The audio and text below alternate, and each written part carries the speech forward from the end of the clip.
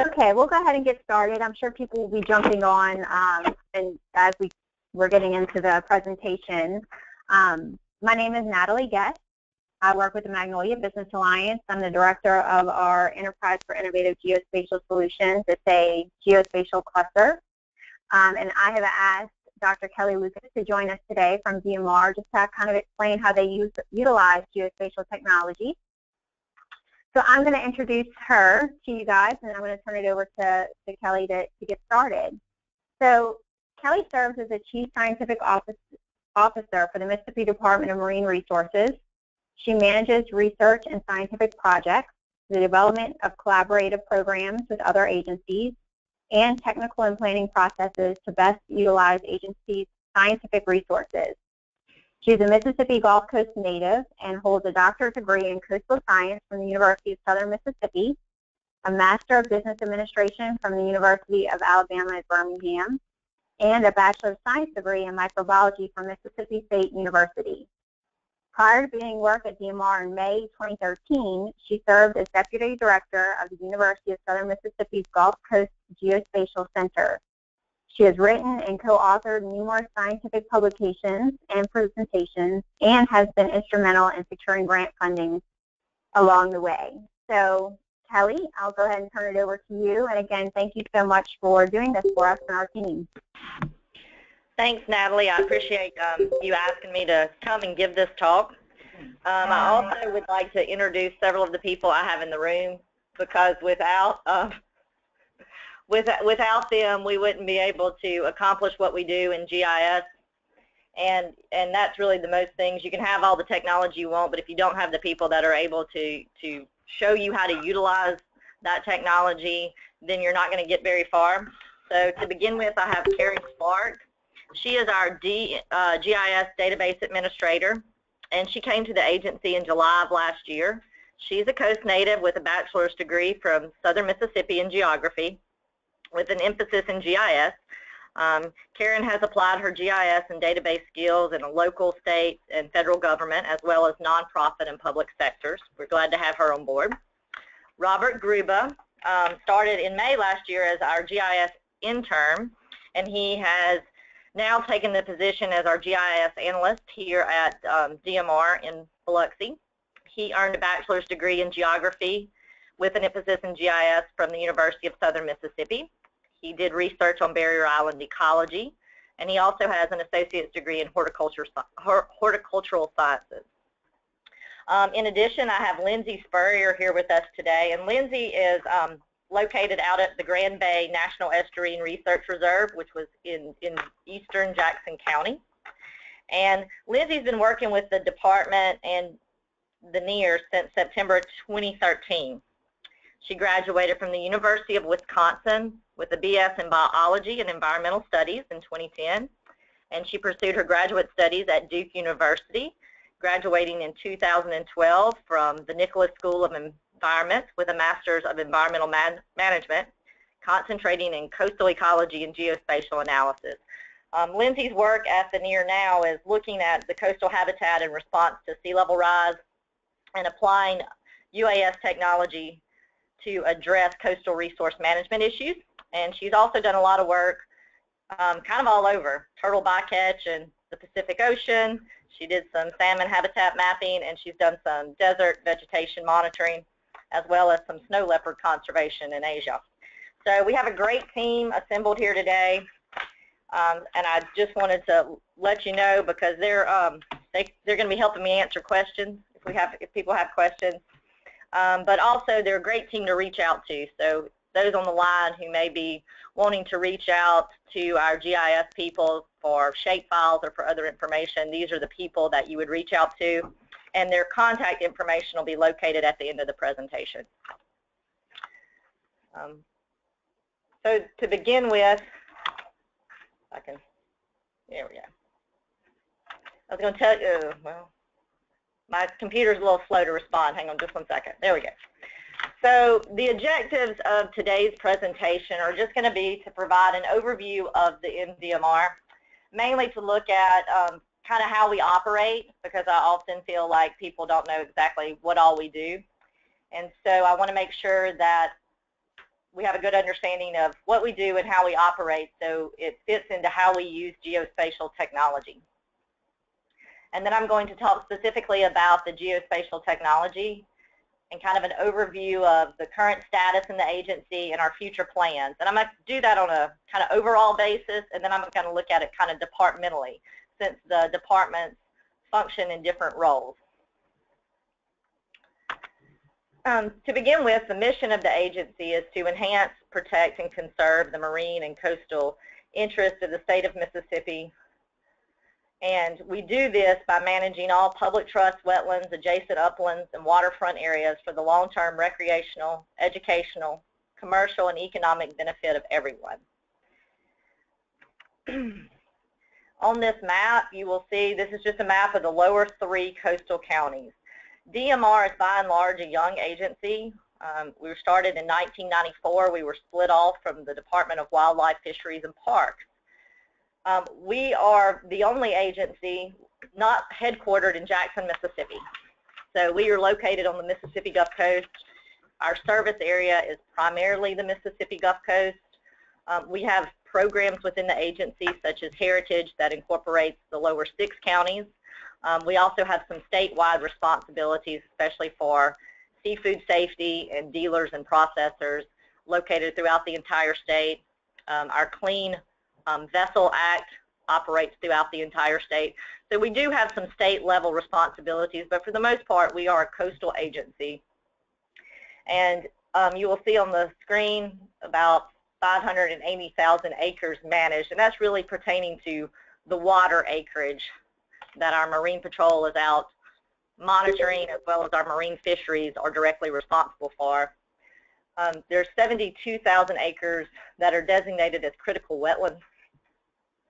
And of that, DMR has in possession or is responsible for about 26,000 acres. And so that's part of our coastal preserves. Some of the other area that's already under protection is under protection by federal management, whether it's the barrier islands that are under control by the Park Service or U.S. Fish and Wildlife. So it's, I think, somewhere in the range of about 54,000 that is already protected. So we look at acquiring those additional lands because they've already been designated as critical wetland habitat. The way we manage is by state law. So we follow all state law. And then we have regulations. Our regulations are promulgated by our Commission on Marine Resources. And so the commission is comprised of 5 members.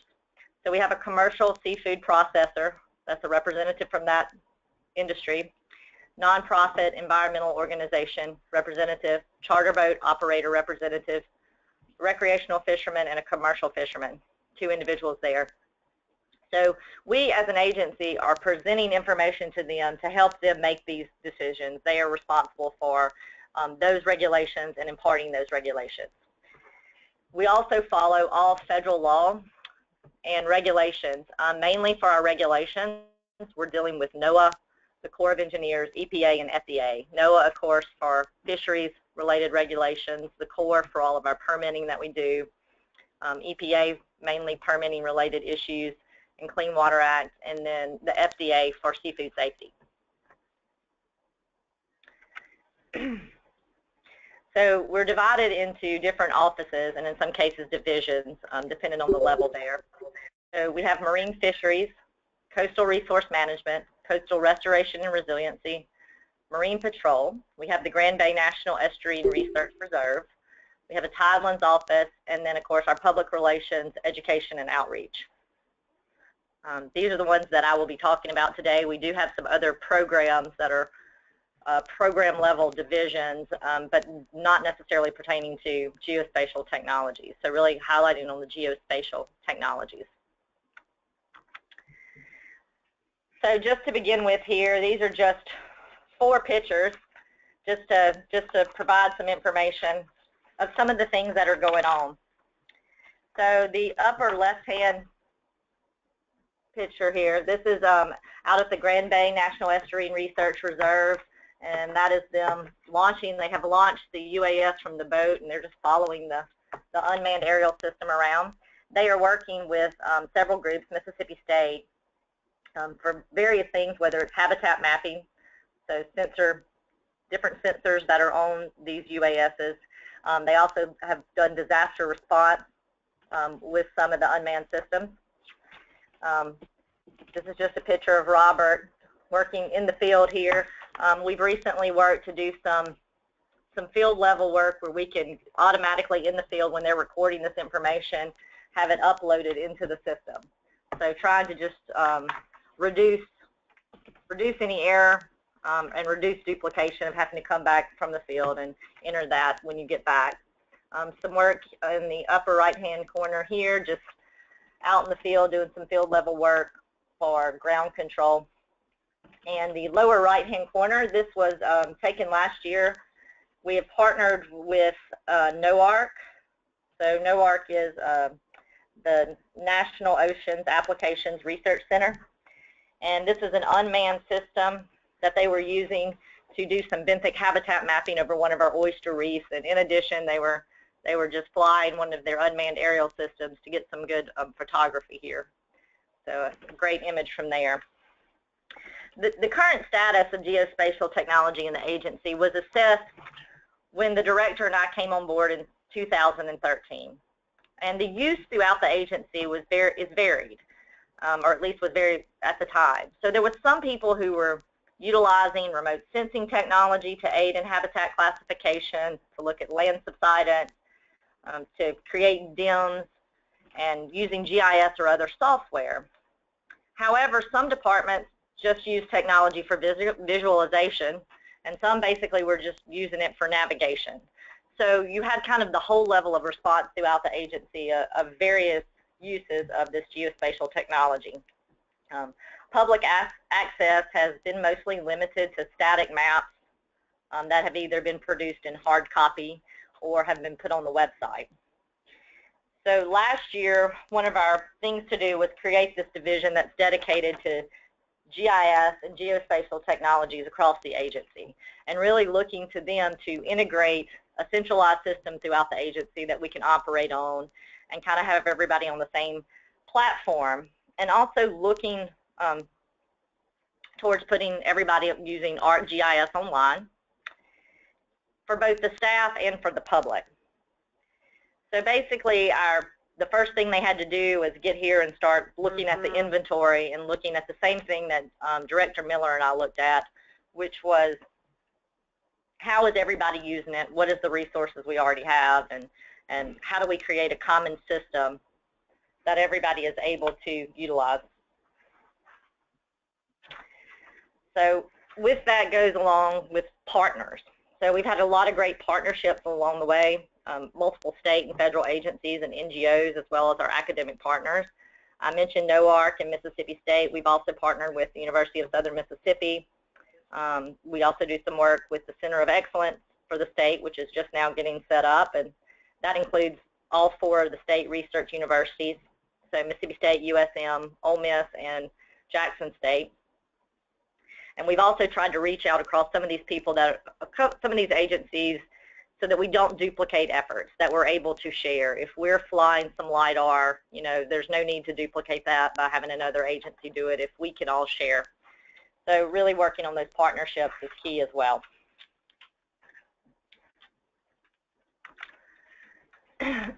So just as a reminder, I'm just going to try to break it down briefly by the divisions within the agency to tell you a little bit about how they utilize geospatial technology and to tell you a little bit about how they operate.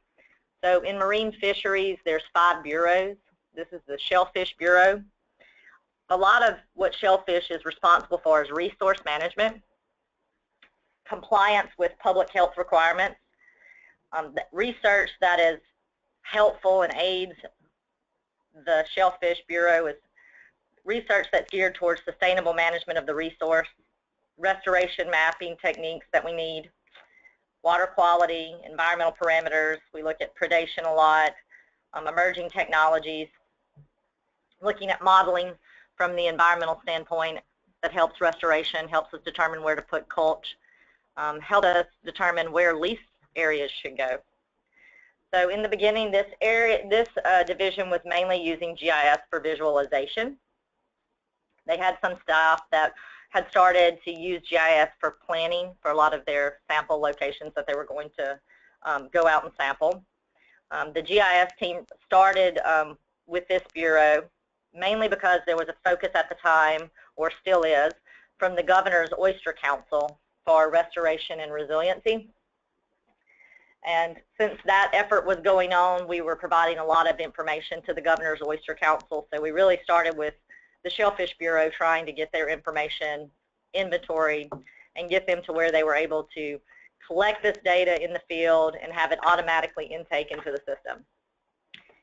So we've been looking at streamlining all that for them so that they can have a place for everything. Their side scan images, all the sampling they do for stock assessments, their relay data, their harvest data, water quality data, and all the historic and current lease areas or bottom reef areas. We've also started working with the unmanned surface vehicle systems using side scan and multi-beam. So again, partnering with NOARC and USM to help aid in reef expansion and reef placement. In this, you'll just see some pictures of oysters and a map that shows kind of the black dots are showing all the water sampling locations that have to be sampled monthly. You see some of our main western reef complex over here where the cursor is, and then of course the different classification and areas located in the different colors there. Marine fisheries, also the Shrimp and Crab Bureau. The Shrimp and Crab Bureau is responsible for, of course, the resource management of shrimp and crabs.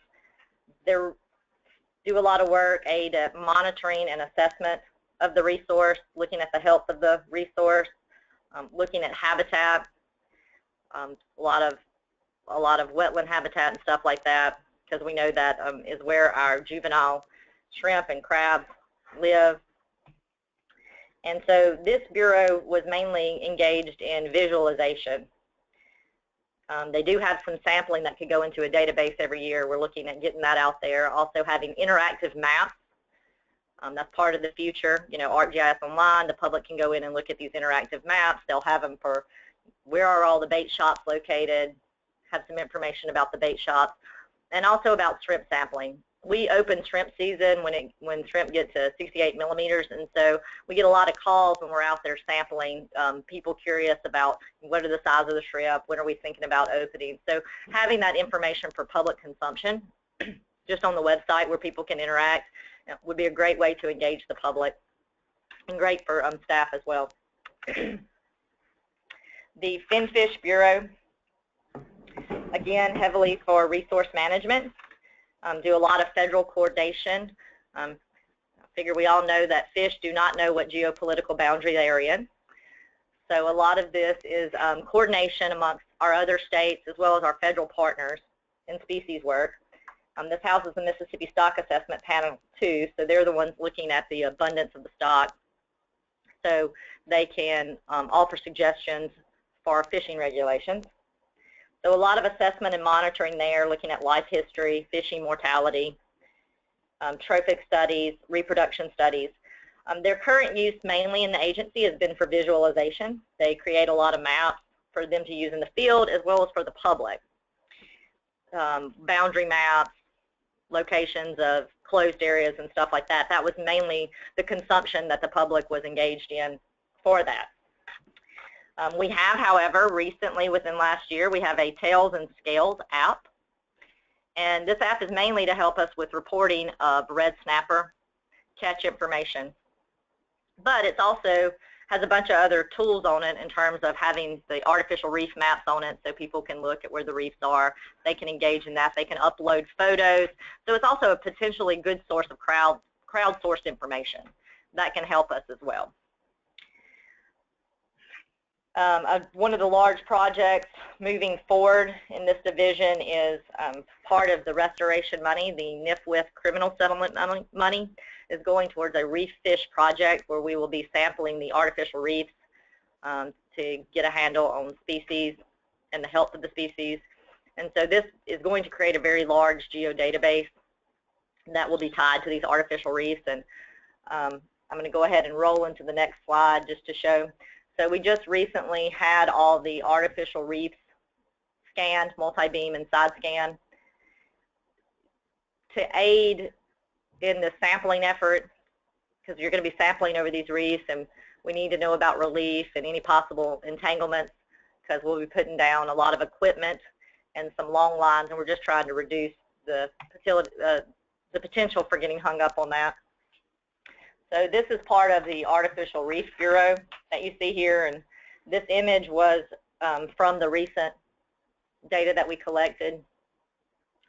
The plan here is to move from what was a static map. We'll still have the static map of just the reef locations, but to have an interactive map, a map where people can see, you know, these images of what these reefs look like. Plan to add some photos from when we do dives, so you can look at the condition of the reefs. Planning to add species lists to it, so people will know what species are commonly seen there. We also can start getting information from people who are out there. Lionfish is a big concern on some of these reefs, and we want to make sure we stay on that. That's an invasive species. We want to make sure we stay on top of that. So potentially a good source of crowdsourced information, people supplying information to you as part of this. Just an image here in the upper right-hand corner of some reef balls we put out, and an image here at the lower right-hand corner is part of an aquaculture program with the University of Southern Mississippi. So these red snapper were raised in aquaculture, and they were released on the reef. So another thing there is a lot of tagging studies that you can do with these population of fish to look at how faithful they are to these sites and to gather information. So another use of geospatial technology in terms of having these acoustic tags and following these fish with those tagging properties. The Seafood Technology Bureau, this is the agency that's responsible. It's the Public Health Division. They're making sure that the seafood that you enjoy is safe to consume. So they are out there working with the processors and inspecting the processors and the dealers. And mainly the thing we want to focus on here for moving forward is just making sure we have maps for the public, for the different seafood vendors and processor information. So that's one of the main focuses there, is just to make sure that's out there for the public to be able to visualize.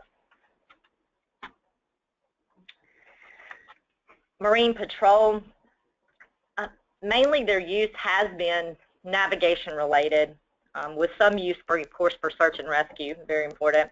But we are looking to expand this with the use of computer-aided dispatch.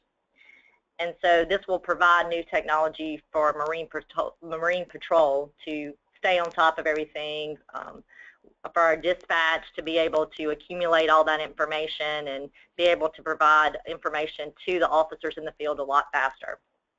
Also continuing along that with all of our search and rescue information that they need to utilize when they are in the field for disaster response too.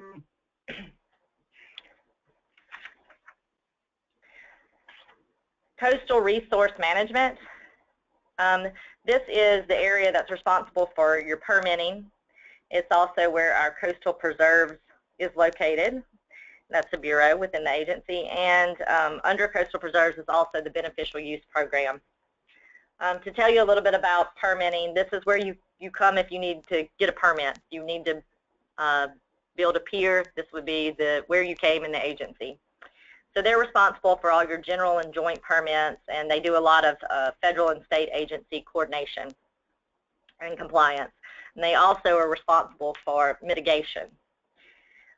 The type of things that benefit wetlands permitting is they currently use a web viewer and database that they utilize kind of in-house. Converting that to ArcGIS online for the staff and for public use is what we're looking at. Also having a geodatabase for the mitigation component so that they can have all that visualization as they're moving through the mitigation process. For our coastal preserves, the coastal preserves map you see here, it's kind of hard to see. You can get a better one online, but it's just showing you the 20 different sites, and this is the division that is responsible for the conservation of the 26,000 acres that we mentioned earlier. Wildlife monitoring, assessments, land use, land change is important here. Looking at erosion, looking at sea level rise, invasive species is important. Looking at different restoration areas, looking at different metrics and monitoring. Also, sediment transport and modeling is important for this division. So this has a potential and to use a lot of geospatial technologies.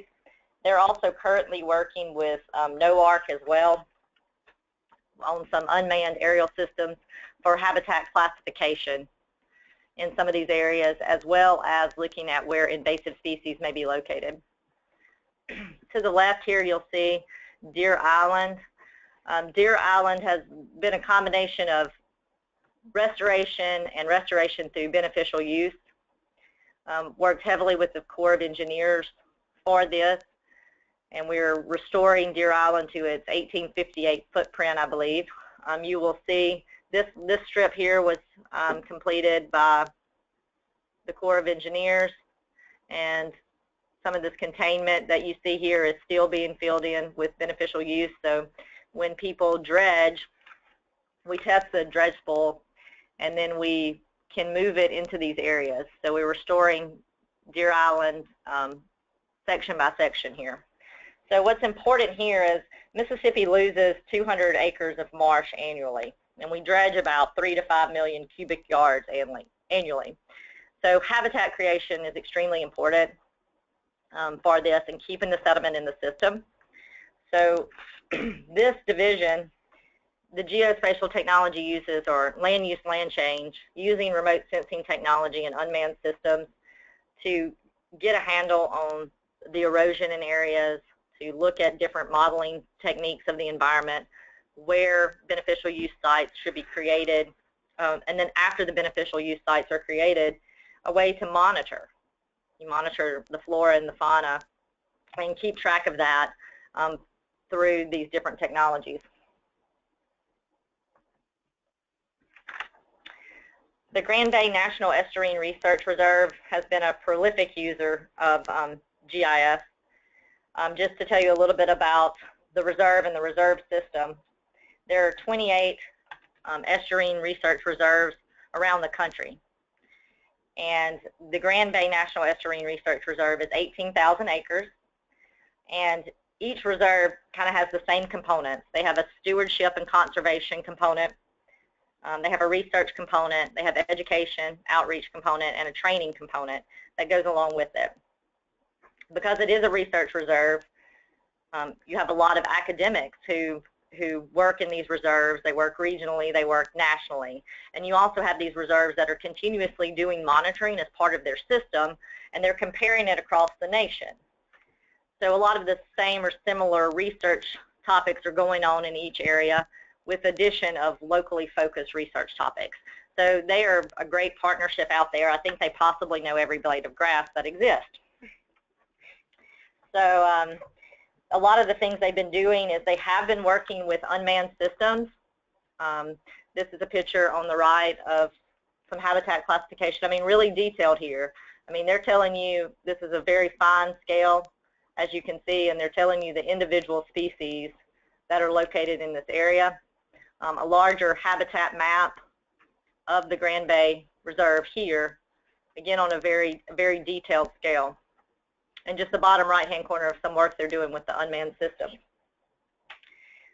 They have a lot of different partners. They've partnered with Mississippi State and with NOARC for the unmanned systems, and they multiple universities that come over. And so there's the potential to transfer a lot of that geospatial technology at the near. Additionally, this is another image. They have a vertical control network at the near, and they also create their own digital elevation models from field work. So not from remote sensing, but this is from on-the-ground field work because of the scale, such fine scale that they are looking at. So that's just to plug that information that goes in. That's the level of detail that they are utilizing. The other thing, because the NEAR is located as a satellite, they're not located in Biloxi, we're looking at a replicated geodatabase to help solve some of their issues of being a remote or satellite agency and some of their connectivity challenges that they have being located well out in this area. The Restoration and Resiliency, this is our newest department within the agency. They were formed in legislation in 2014.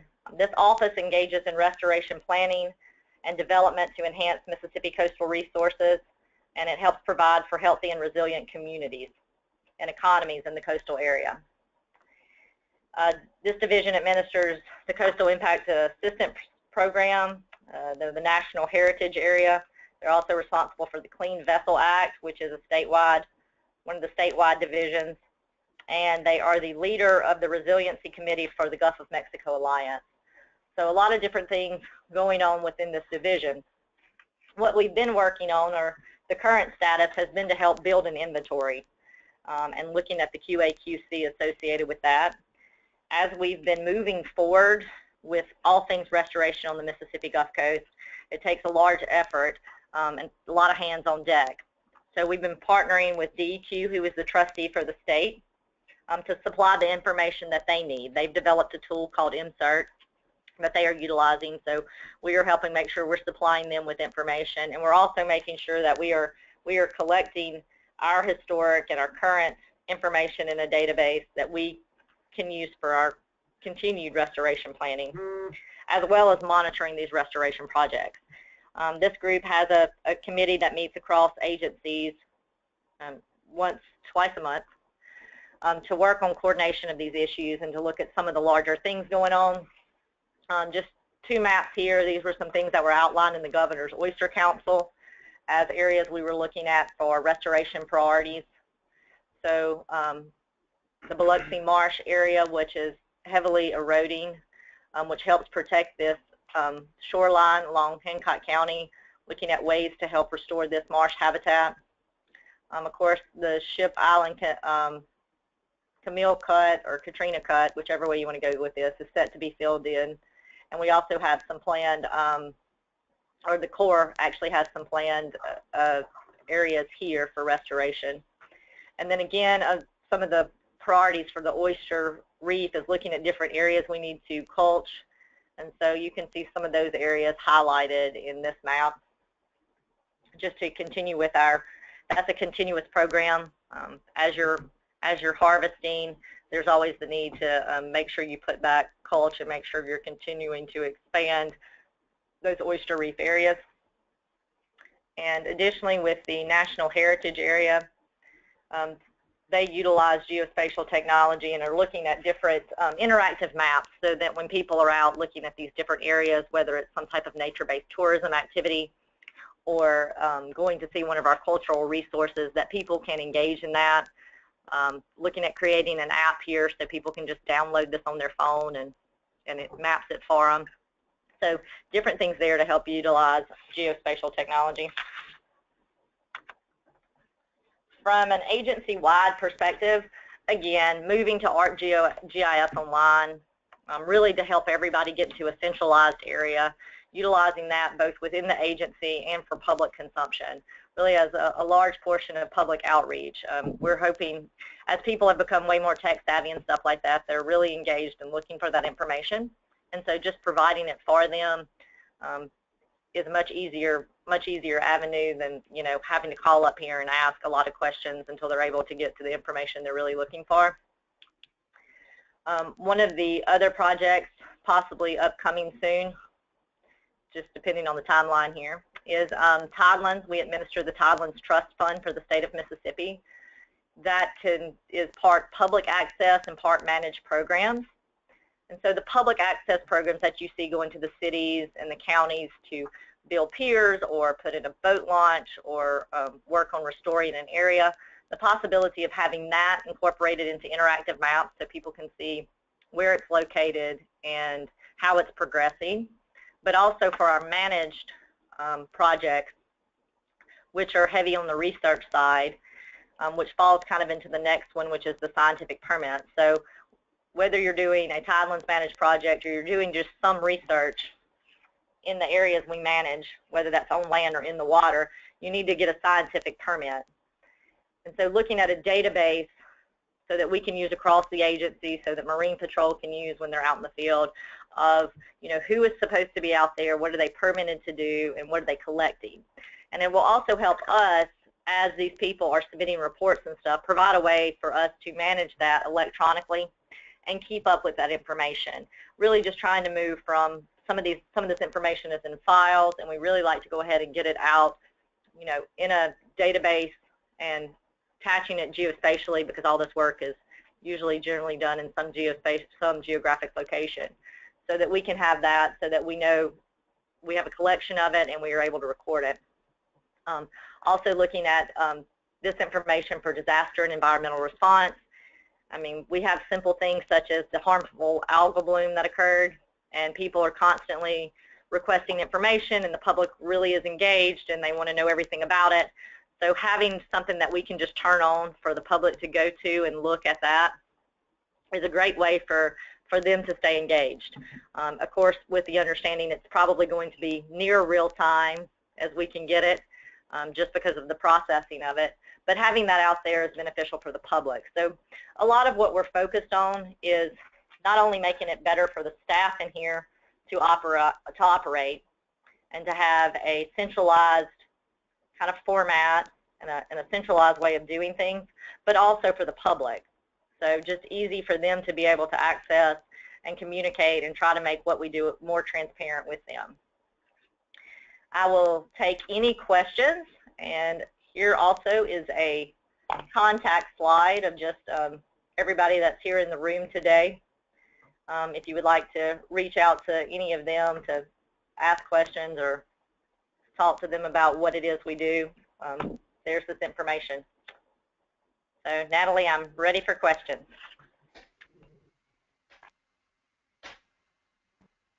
Okay, so I have unmuted everyone. For those who are not connected via phone or through the audio, you can always type in your questions in the chat as well. Does anybody have any questions?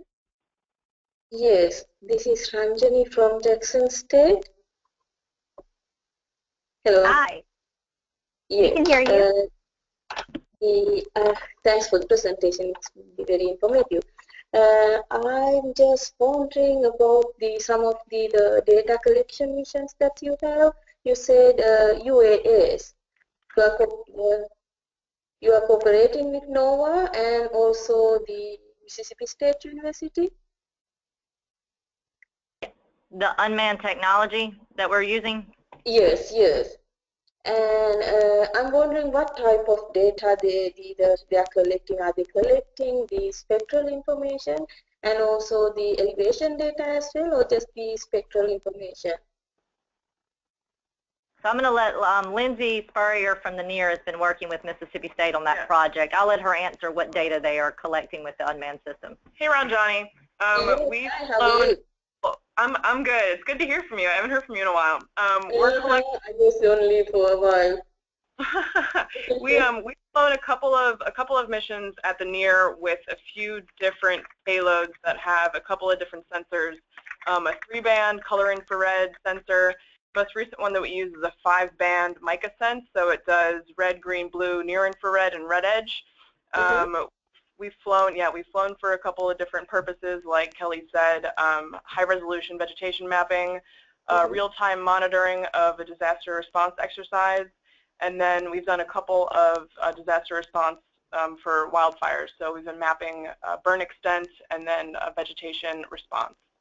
So we're working close with Dr. Robert Moorhead at Mississippi State and David Brannon with NOARC to get those projects done. Okay, Dr. Robert Moorhead, you said? Yeah, Dr. Robert Moorhead, yep. I'm really interested in this, the UAS, because a while ago I was trying to use them for the mapping elevation and the vegetation height.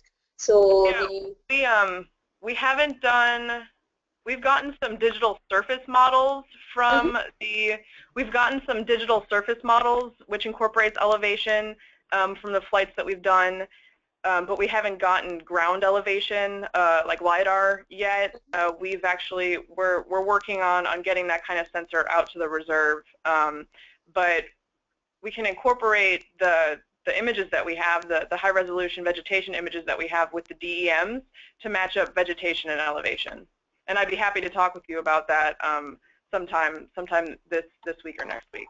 Yes, I think we should, because maybe I can get back to you and also to the Kelly Lucas sometime later so that we can discuss how we can go ahead with the elevation data height details as well.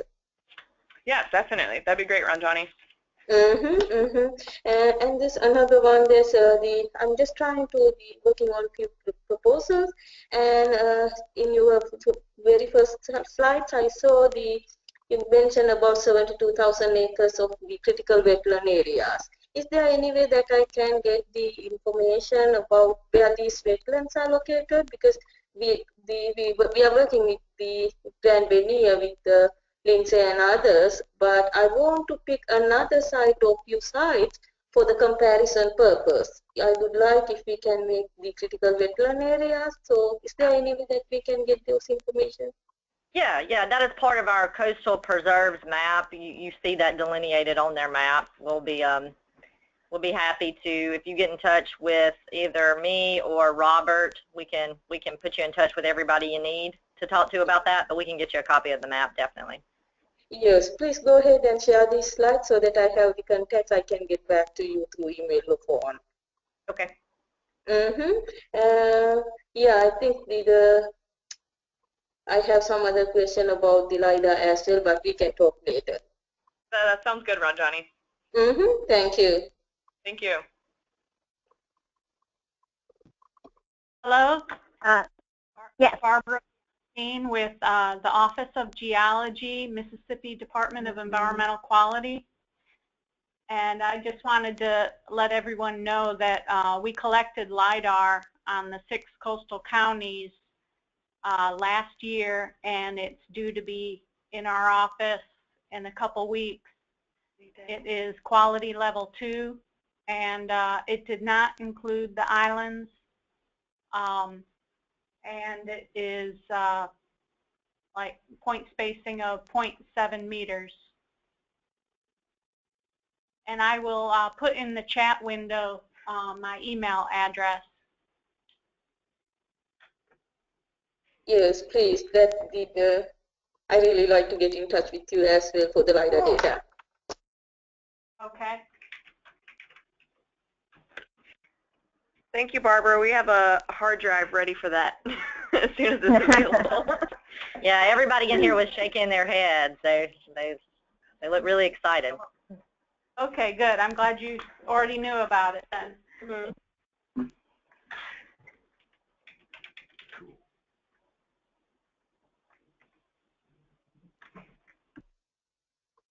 Okay. Any other questions? Barbara, I'll make sure when I do the follow-up, because I'm going to be able to send the recorded webinar to all of those who participated and post it to our YouTube channel as well as our website. I'll make sure that I include your email address with that information to those who attended. Okay, that's great. We are also giving a copy to Maris, and they will have it up on their site so people can get more smaller parts of the data. I tend to, when people ask me for the data, I give them the whole project. Okay. Well, great. Well, if no one else has any questions, or if they're too shy to answer live, please make sure that you take down the contact information that you see on the screen, and I'll make sure that I also include that in the follow-up email. But thank you so much, Kelly, and to the team over there for putting this webinar together for us. We really appreciate it, and we look forward to following up. Thank you, Natalie. Thank you.